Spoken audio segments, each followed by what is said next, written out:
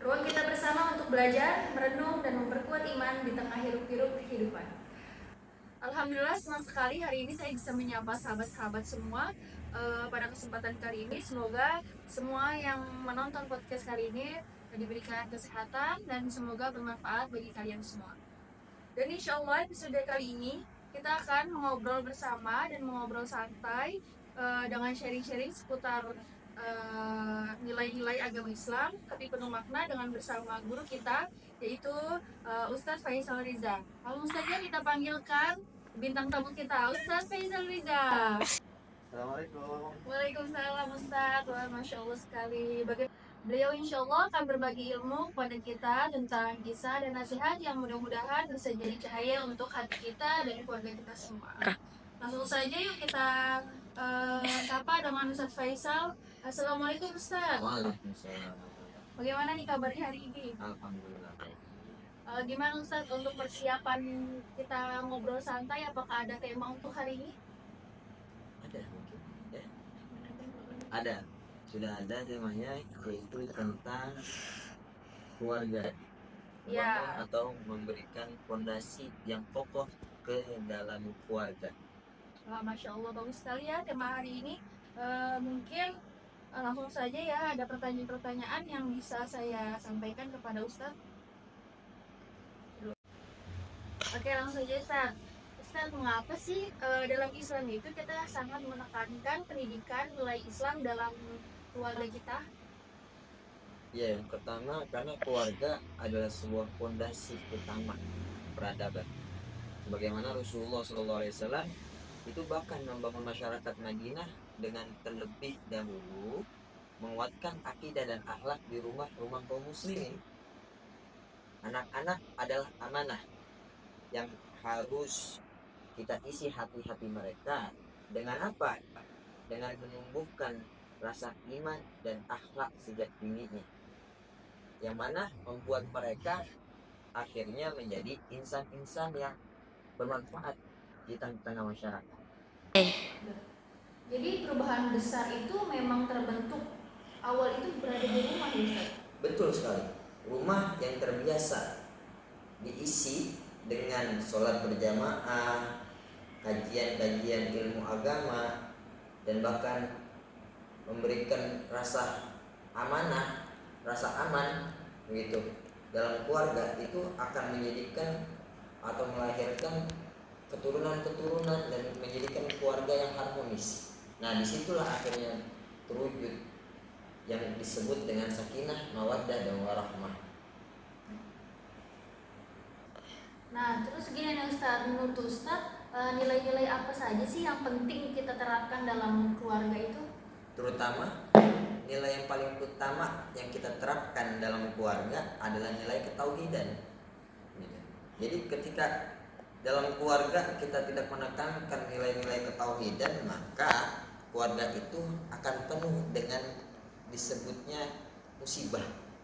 Mengapa demikian musibah? Karena nantinya mereka yang dalam keluarganya itu tidak dipondasikan dengan ketauhidan, itu membuat mereka menjadi orang-orang yang mudah putus asa. Seperti itu.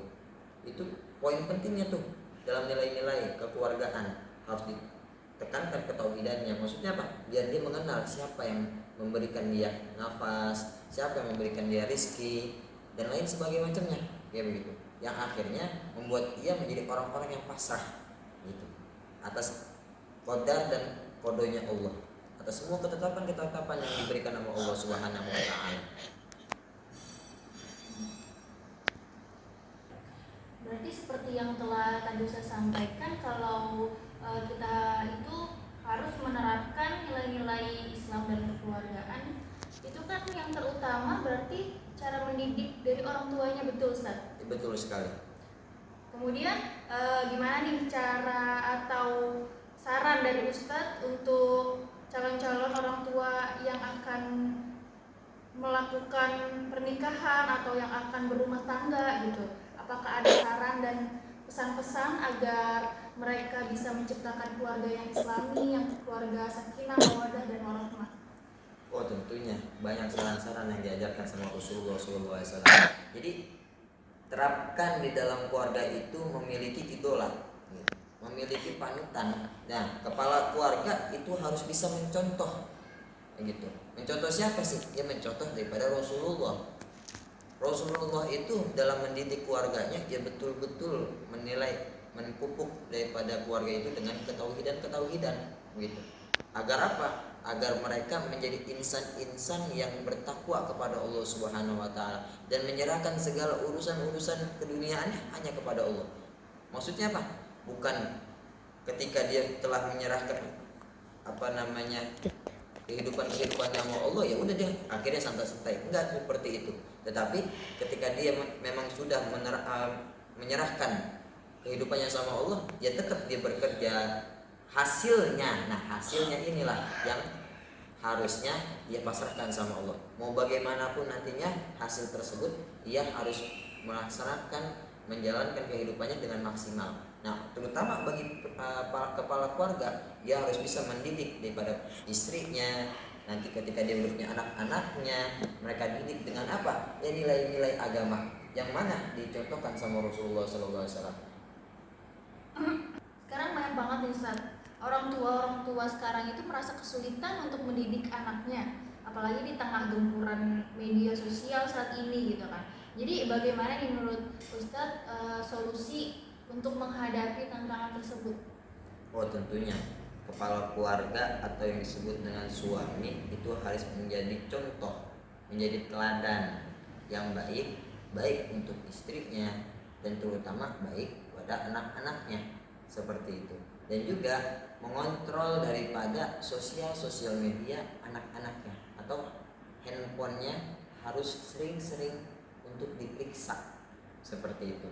Jadi ketika anak ini belum mencapai usia balik, begitu ya, bahkan ketika udah usia balik pun harus orang tua itu mengontrol daripada handphone anak-anak tersebut. Agar apa? Agar tidak terjadi hal-hal yang tidak menyenangkan, gitu. Karena kan banyak ketika kita lihat akhirnya dia melakukan apa? Mencari video online ataupun pornografi dan lain sebagainya macamnya, gitu. Yang mana membuat hal-hal itu membuat apa? Mempengaruhi dirinya dia, gitu. Bahkan anaknya juga, dan orang tua kan akhirnya dosa di situ. Mendapatkan dosanya. Akhirnya apa? Anak kebanyakan main game online juga, akhirnya dia meninggalkan sholat, dia nggak ngaji. Orang tua akhirnya dosa di situ. Terutama siapa? Kepala keluarganya, suami atau ayahnya, itu menanggung daripada dosa-dosa keluarganya. Nah, oleh karena itu sebagai ayah, sebagai suami harus bisa menjadi teladan, menjadi contoh yang baik kepada keluarganya, sebagaimana Rasulullah. Jadi menerapkan kesunahan yang diajarkan sama Rasulullah, begitu. Jadi dalam keluarga harus bisa menerapkan apa-apa yang telah dipraktekkan sama Rasulullah SAW. Jadi ketika keluarga tersebut dibangun dengan mengikuti atau mencontoh daripada Rasulullah, maka keluarga itu akan menjadi keluarga yang sakinah, mawaddah warahmah. Dan